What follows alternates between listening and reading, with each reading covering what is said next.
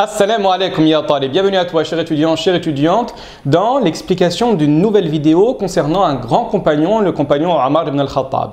Alors dans la vidéo précédente, on s'est intéressé à la vie de Omar ibn al-Khattab, sa tribu, son clan, quelques informations liées à sa vie personnelle.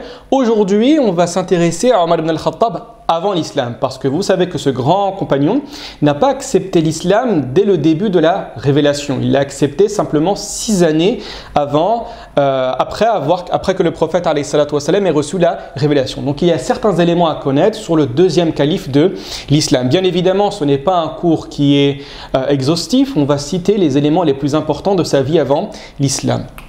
Très bien, commençons. Tout d'abord, première des choses, c'est un individu d'une origine noble. Vous savez que, comme on a dit au préalable, Omar ibn al-Khattab fait partie de Quraysh. Et Quraysh a différentes tribus, différents clans. Le clan de Omar ibn al-Khattab n'est pas le plus prestigieux, mais il est beaucoup plus important que d'autres compagnons. Donc, c'est la tribu des Banu Adi.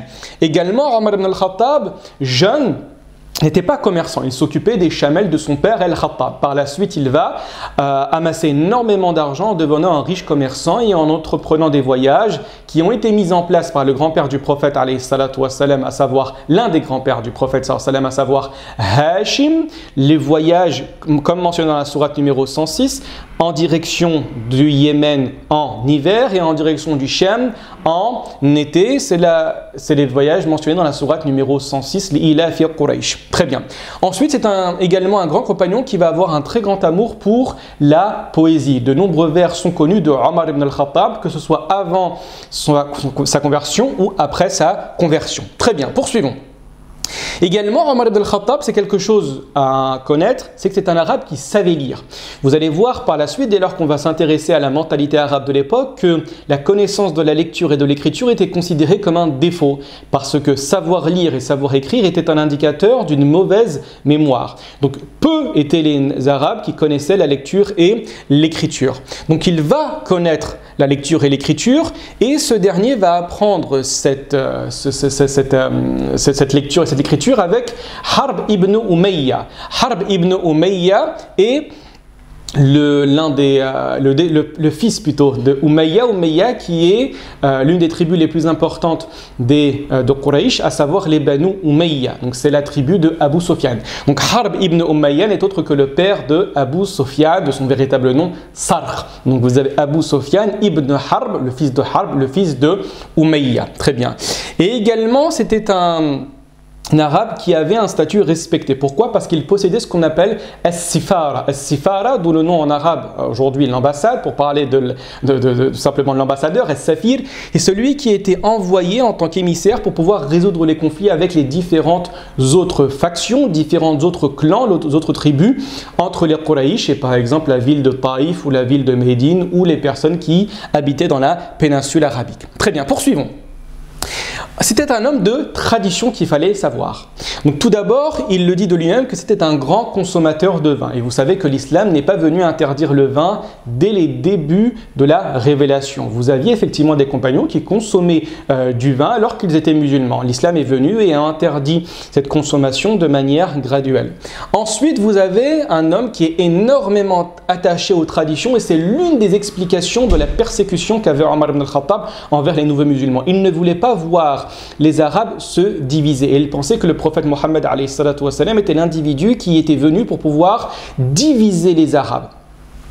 Également, comme il le dira de lui-même, c'est l'un des plus grands persécuteurs de musulmans. Il va être à la tête des Banu Adi et c'est lui qui va se charger de violenter les personnes de sa propre tribu. Et vous allez voir également certains membres de Quraysh et les Arabes de la Mecque vont avoir un très grand scepticisme sur l'islam de Omar ibn al-Khattab. Vous avez un compagnon qui va émigrer du nom de Amr ibn Rabi'a qui va dire que Omar n'acceptera l'islam qu'après que son propre âne aura accepté l'islam. Donc, On voit ici effectivement qu'il était très difficile de croire que Omar ibn al-Khattab allait rentrer dans l'islam. Très bien, poursuivons. Donc en résumé, qu'est-ce qu'il faut retenir de Omar ibn al-Khattab avant sa conversion à l'islam?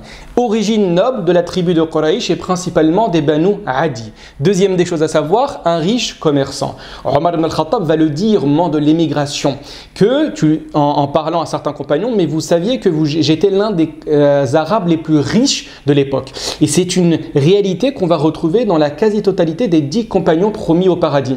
Que ce soit Uthman ibn Affan, Talha, Zubayr, Omar ibn al-Khattab, Abu Bakr, etc.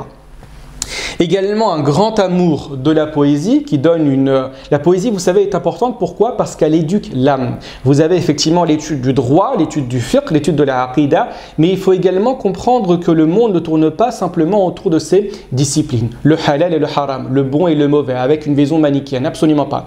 Il faut connaître des fois la manière dont le monde fonctionne, avec cette idée de spiritualité et cette idée effectivement de textes qui vont toucher l'âme et qui vont la faire évoluer. Vous avez également l'idée d'un homme lettré. Et souvenez-vous, très important de comprendre cela, que la quasi-totalité des Arabes à l'époque ne savaient pas lire. Cela ne signifie pas qu'ils étaient ignorants, qu'ils étaient incultes, absolument pas, mais ils considéraient que l'apprentissage devait se faire sans un moyen secondaire. Ils devaient savoir lire, savoir écrire sans forcément se baser sur des outils extérieurs. Ils devaient connaître des choses sans se baser sur un savoir extérieur, excusez-moi.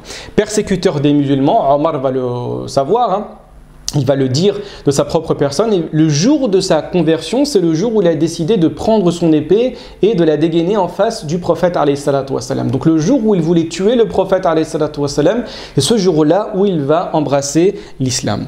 Et une conversion à l'islam qui se veut relativement tardive par rapport à d'autres compagnons, c'est la 6e année de l'hégire et cette année est un véritable tournant pour la communauté musulmane. C'est la raison pour laquelle dans la Sira, on étudie précisément la conversion de Omar. Parce qu'au moment où Omar ibn al-Khattab va embrasser l'islam, également Hamza va embrasser l'islam, il y a un retour et il y a un rapport de force qui va se remettre en place, où les musulmans vont passer de statut de relativement faible à statut de équivalent pratiquement avec les Quraysh.